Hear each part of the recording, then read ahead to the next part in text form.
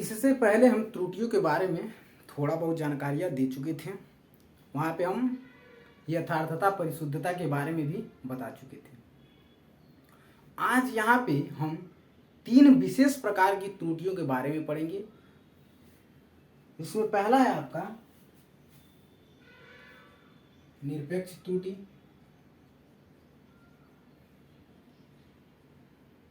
Absolute error वाला है ये।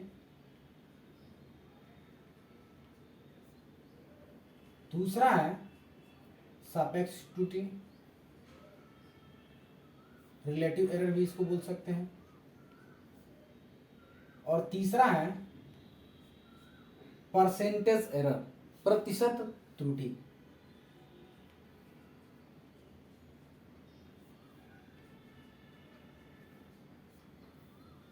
ये त्रुटियां क्या होती हैं हम लोग यहाँ पे इसको आज समझते हैं। और इसमें पहले वाले का डेरिवेशन है, दूसरे वाले का भी छोटा सा एक फॉर्मूला है और तीसरे वाले का भी वही दूसरे का ही फॉर्मूला है। इसको समझते हैं। पहला समझते हैं निरपेक्ष त्रुटि आखिर होती क्या है। क्या निरपेक्ष त्रुटि, ये आपका पहला, इसको इंग्लिश में भी लिख ले रहे हैं एब्सोल्यूट एरर। दूसरे वाले का रिलेटिव एरर, तीसरे वाले का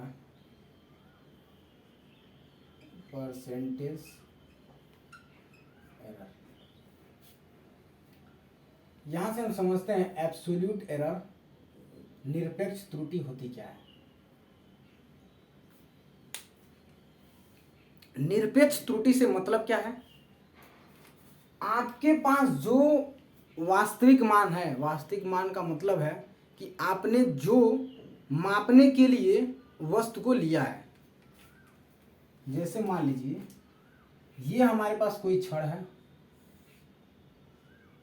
आप कोई लंबाई की वस्तु है, इसको यदि आपने मापने के लिए लिया है और इसका एग्जैक्ट मान पता है क्या कि अगर ये 5 मीटर है तो ये एक वास्तविक मान हो गया। और प्रेक्षित मान क्या होता है, प्रेक्षित मान होता है जो आपने इसको मापा।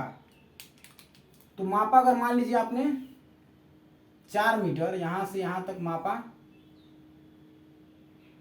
यहां से यहां तक, और आपने माप कितना, चूंकि हम एरर के बारे में पढ़ रहे हैं तो यह जरूरी है कि हम जो माप रहे हैं उसमें कुछ ना कुछ एरर हो। इस एरर को दिखाने के लिए हम इसको मापने, जो मापा है उसको एग्जैक्ट 5 मीटर न लेके हम लिख ले रहे हैं 4.5 मीटर। इतना एरर होता नहीं है जनरली, लेकिन हम मान के चल रहे हैं कि इसकी एग्जैक्ट वैल्यू, वास्तविक मान, रियल वैल्यू 5 मीटर है। और हमने इसको मापा कितना, मतलब जो हमने इसका प्रेक्षण किया, प्रेक्षित मान है वो है 4.5 मीटर। हम जो मापते हैं वो होता है प्रेक्षित मान, और जो दिया होता है वो होता है वास्तविक मान। तो निरपेक्ष त्रुटि होती क्या है, इसके बीच में आप देख रहे हैं कि ये 5 मीटर और ये 4.5 मीटर के बीच में आधे मीटर का डिफरेंस है। ये जो आधे मीटर का डिफरेंस होता है ये एक प्रकार की त्रुटि है। और इस प्रकार की त्रुटि कि वास्तविक और निरपेक्ष मान के बीच का जो अंतर होता है उसको कहते हैं निरपेक्ष त्रुटि। तो निरपेक्ष त्रुटि होती क्या है,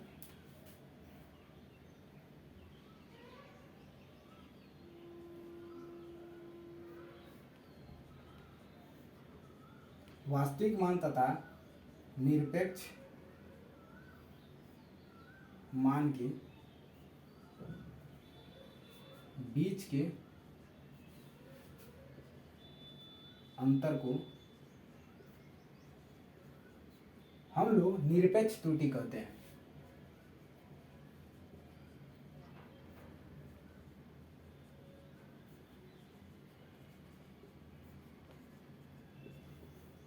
यह है वास्तविक मान तथा निरपेक्ष मान के बीच के अंतर को निरपेक्ष त्रुटि कहते हैं, इसका परिभाषा।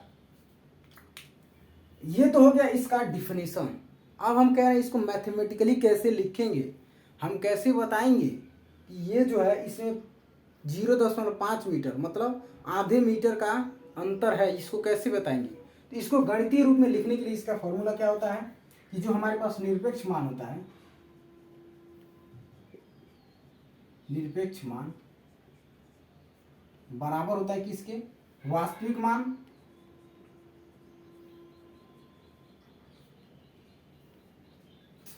माइनस प्रेक्षित मान।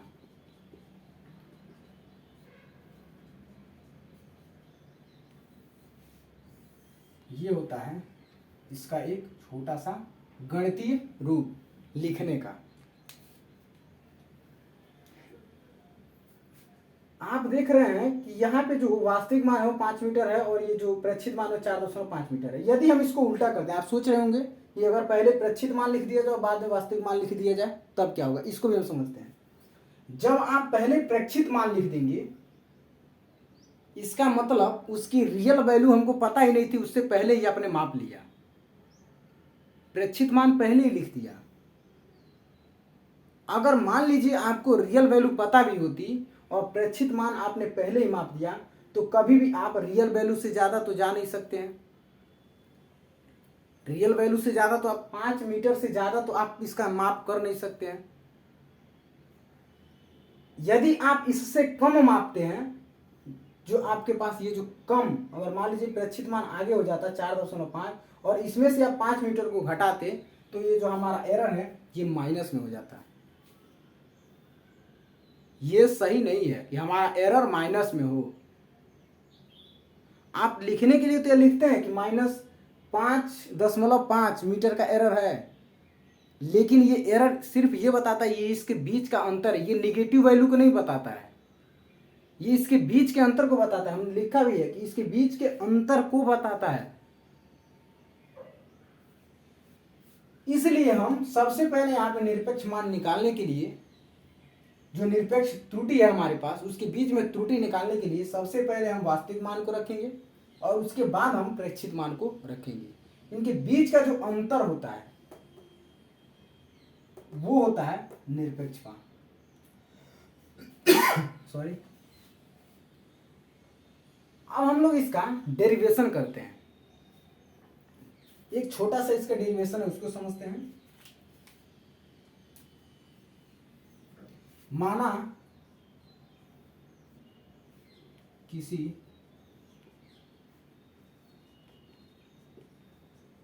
भौतिक राशि का वास्तविक मान ए है। अगर इसको हम ले लेते ए, सपोज दैट ये वास्तविक मान यही है, ए ले लेते, तथा हमने इसको एक बार के अलावा कई बार मापा, 3 बार 4 बार 5 बार, और सबका अलग अलग मान आ रहा है, तो वही हम लिख रहे हैं, तथा प्रेक्षित मान A1 A2 A3 dot dot dot AN, मतलब हमने n बार तक मापा। n का मतलब 4 हो सकता है, 10 हो सकता है, 20 हो सकता है, 50 हो सकता है। यहाँ पे n एग्जैक्ट नहीं है, इसीलिए हम लिख रहे हैं A1 A2 A3 और डॉट डॉट डॉट AN तक मापा।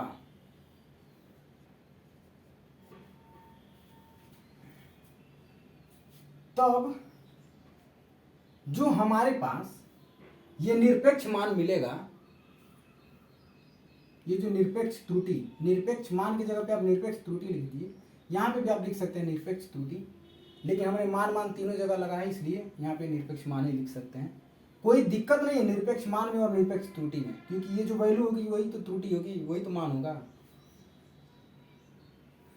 हमने क्या लिखा, माना किसी भौतिक राशि का वास्तविक मान ए तथा प्रेक्षित मान A1 A2 dot dot AN है, तब निरपेक्ष मान बराबर, निरपेक्ष मान मतलब ए बराबर, लेकिन ये जो ए होगा ये डेल्टा ए लिखा जाएगा। अब आप सोच रहे हैं ये डेल्टा क्या है, यही बता रहे हैं डेल्टा क्या है।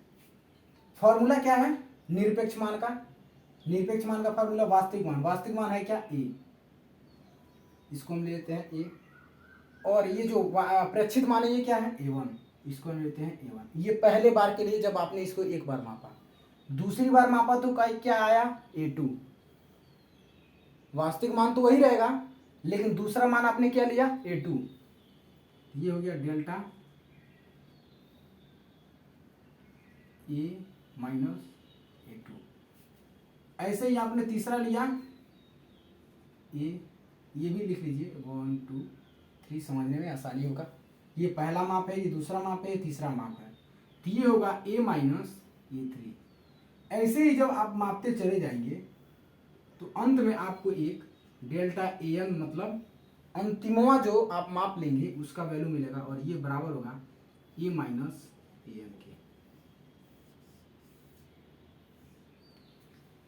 ये बराबर होगा A माइनस AN के। और ये जो आपके पास मान प्राप्त होगा ये होता है निरपेक्ष मान। ये क्या है, ये है आपका निरपेक्ष मान।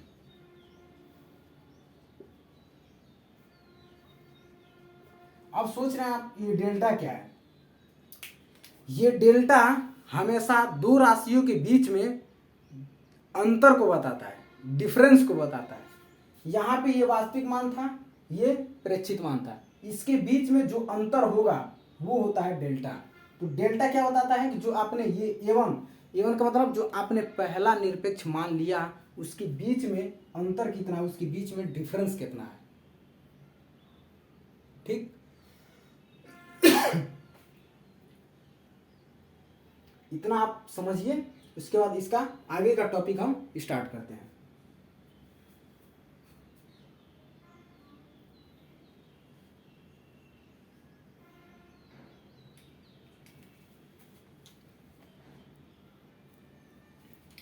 जो हमने अभी निरपेक्ष त्रुटि निकाला उसका माध्य निरपेक्ष त्रुटि क्या हो गया। माध्य को ही औसत भी कहते हैं।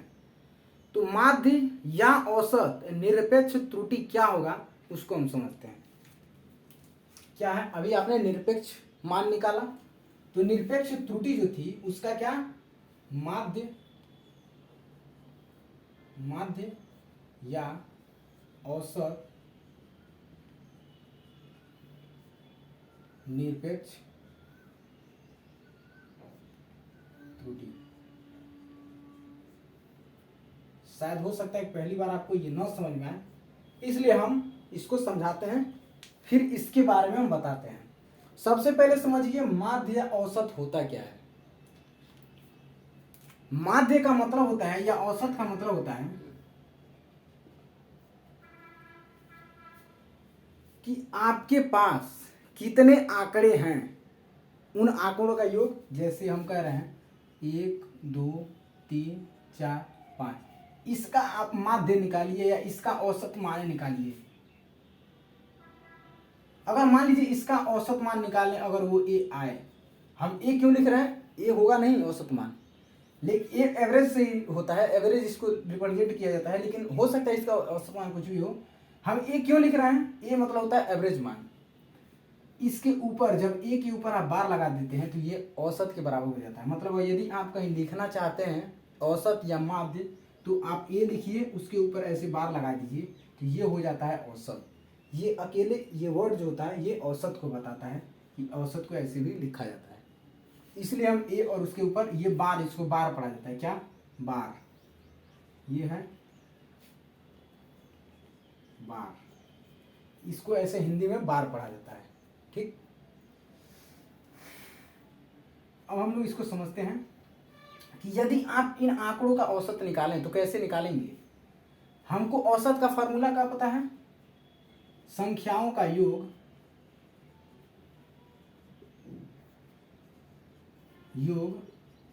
बटे में संख्याओं की संख्या।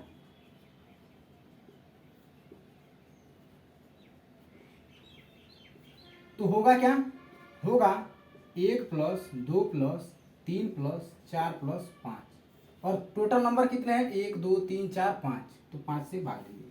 ये हो गया संख्याओं का योग ऊपर वाला, और बटे में संख्याओं की संख्या। संख्या कितनी है 5, तो 5 बराबर कितना होगा 2 1 3 3 6 6 4 10 5 15, 15 बटा 5 ये हो गया 3। तो इसका जो एवरेज है, औसत है, वो कितना आया, औसत आया 3। इसका मतलब औसत का मतलब होता क्या है? औसत का मतलब होता है कि यदि आपके पास 1 रुपया, 2 रुपया, 3 रुपया, 4 रुपया और 5 रुपया है तो सबको एक साथ ले लीजिए, और यदि आप चाहते हैं कि उन टोटल रुपया को जो हमारे पास है, कितने लोग हैं? 5 लोग, रुपया कितना है? 15, इसको सब में एक बराबर बांट दें, तो आप 3-3 रुपया जब बांटेंगे तो सबके पास 3-3 रुपया होगा और सबके पास एक बराबर रुपया होगा। ये होता है औसत या माध्य। औसत या माध्य, यही होता है औसत या माध्य। मतलब औसत का काम क्या है कि सबको एक बराबर बांटना, ये है एग्जैक्ट औसत। इससे थोड़ा सा कॉन्सेप्ट यहाँ पे मिलता जुलता था, इसलिए हमको इतना डिटेल में यहाँ पे बताना पड़ा। अब हम समझते हैं इसको कि औसत या माध्य निरपेक्ष त्रुटि क्या होता है। इसको हम मिटाते हैं।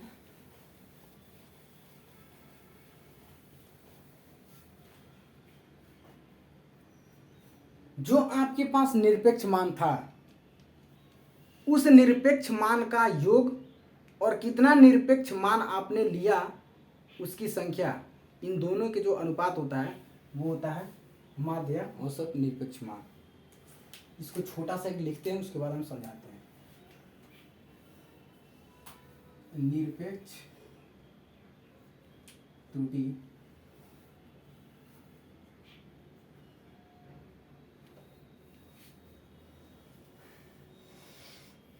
का योग तथा संख्याओं, निरपेक्ष त्रुटि की संख्याओं, उसी की भाषा हम लिखवा रहे हैं कि संख्याओं का योग बटे में संख्याओं की संख्या। यहाँ पे संख्याओं की संख्या, जो भी हमारे पास आंकड़े हैं, आंकड़ों का योग बटे में आंकड़ों की संख्या, उसी के आधार पर हम लिखवा रहे हैं निरपेक्ष त्रुटि का योग। क्योंकि हम निरपेक्ष त्रुटि किसका, औसत किसका निकाल रहा है? निरपेक्ष त्रुटि का। ये होगा निरपेक्ष त्रुटि का योग तथा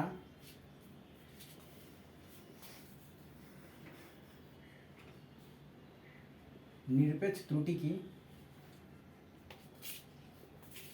संख्या का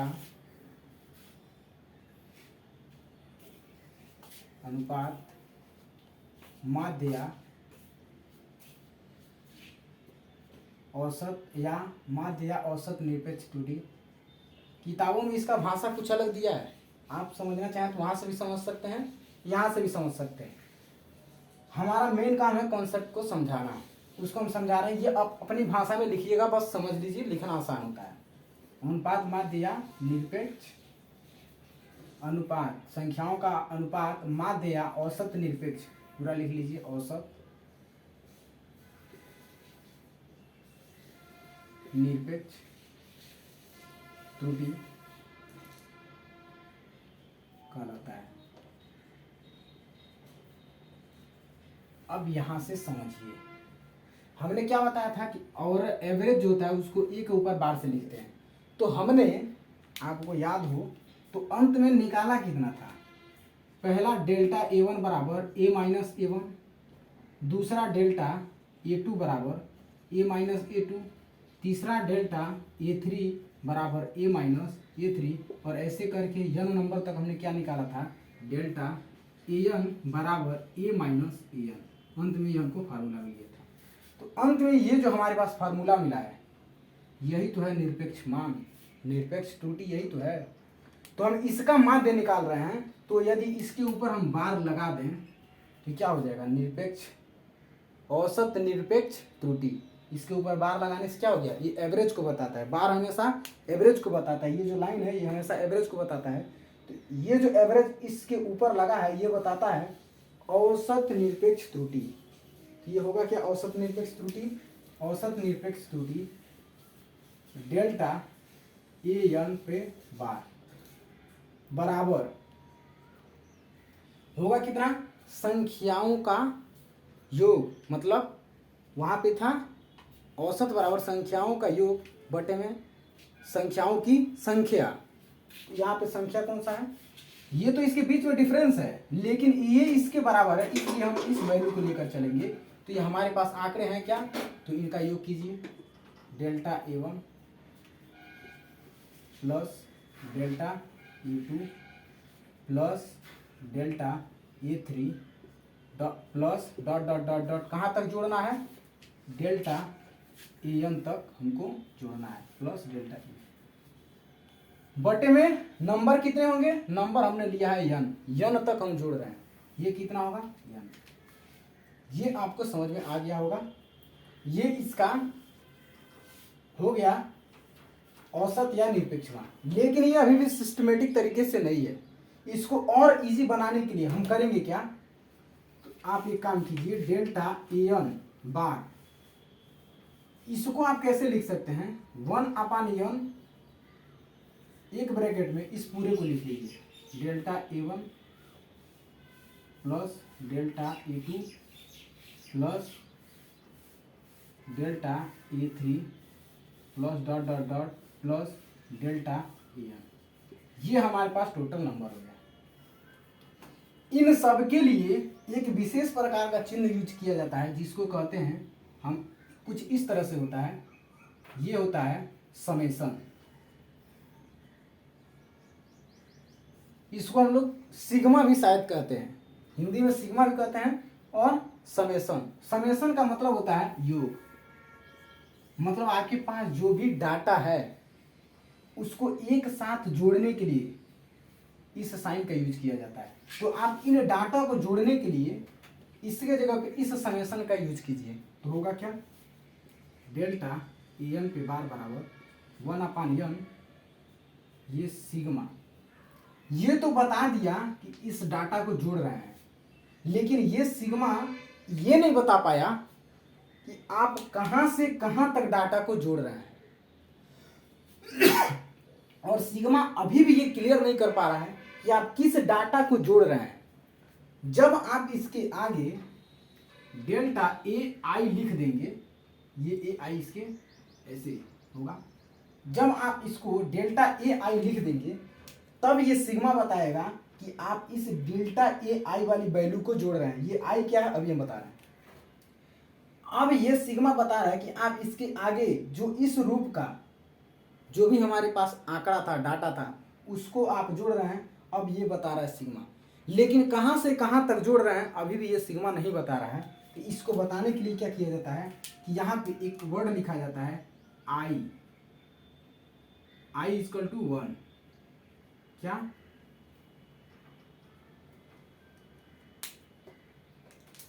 ये है I = 1 से I = n तक। अब कहेंगे ये क्या है, I ही वह नंबर है जो बता रहा है कहां से कहां तक। तो I में पहला जो वर्ड है 1, ये कहां से, A1। I क्या बता रहा है, 1 से।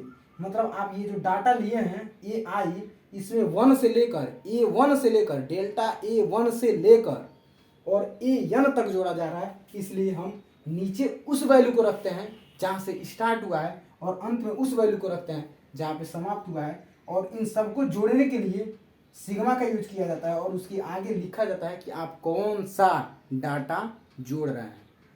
ये इसका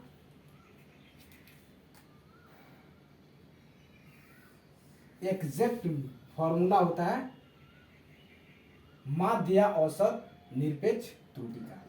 ये और ये, इसको और इजी बनाया गया है यहाँ पे। अब आप इस पूरे फॉर्मूले को समझ गए होंगे ये क्या है। इसके बाद दूसरा है सापेक्ष त्रुटि। सापेक्ष त्रुटि भी समझ लीजिए, वो इसी से रिलेटेड है निरपेक्ष त्रुटि से।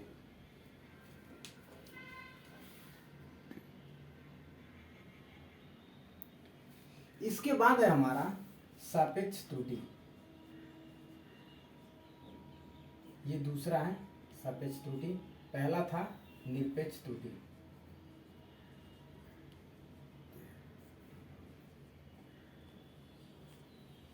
ये था निरपेक्ष त्रुटि, दूसरा सापेक्ष त्रुटि। इसको एक और नाम से जानते हैं, भिन्नात्मक त्रुटि।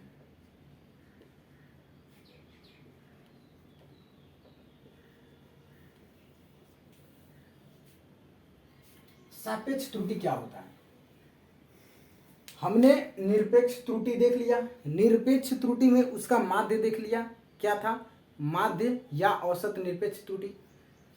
तो जो सापेक्ष त्रुटि है वो निरपेक्ष त्रुटि से ही रिलेटेड है। कैसे? इसका डायरेक्ट डिफिनेशन लिखिए तो ज़्यादा समझ में आ जाएगा।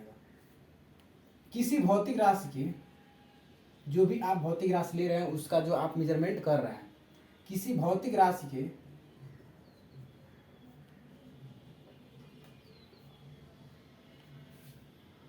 क्या माध्य निरपेक्ष त्रुटि का माध्य, किसका? निरपेक्ष त्रुटि का माध्य, किसी भौतिक राशि के निरपेक्ष त्रुटि के माध्य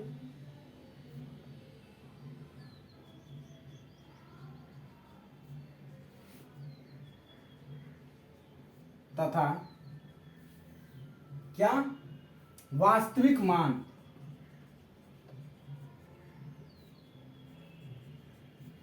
के अनुपात को हम लोग कहते हैं सापेक्ष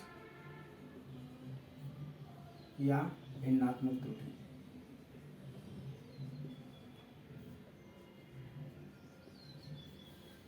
गणितीय रूप में इसको कैसे लिखते हैं, मतलब फॉर्मूले के रूप में कैसे लिखते हैं? सापेक्ष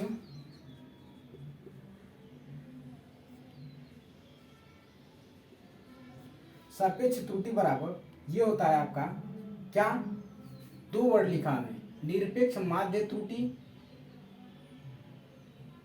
तथा यहाँ पे हमने लिख दिया है निरपेक्ष त्रुटि के माध्य तथा वास्तविक मान के अनुपात को, क्या? वास्तविक मान और क्या अनुपात को हम लोग क्या कहते हैं? सापेक्ष या भिन्नात्मक त्रुटि। ये हो गया क्या?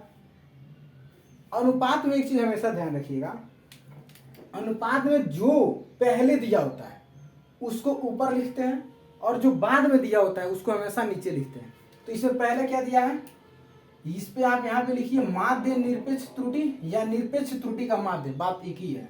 तो हम लिख ले रहे हैं पहले माध्य निरपेक्ष त्रुटि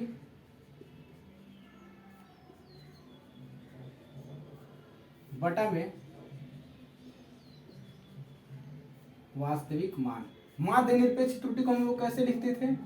डेल्टा ए बार अपॉन में वास्तविक मान ए। ये है हमारे पास सापेक्ष या भिन्नात्मक त्रुटि। इसका तीसरा जो है वो बहुत ही आसान है, वो है प्रतिशत त्रुटि।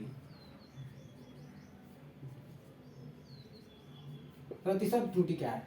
यदि आप इसमें 100 का गुणा कर दें तो वो हो जाता है सापेक्ष त्रुटि के जगह पे प्रतिशत त्रुटि। तो सापेक्ष त्रुटि में आप यदि 100 का गुणा कर दें तो क्या होगा? प्रतिशत त्रुटि। तो डायरेक्ट लिखिए प्रतिशत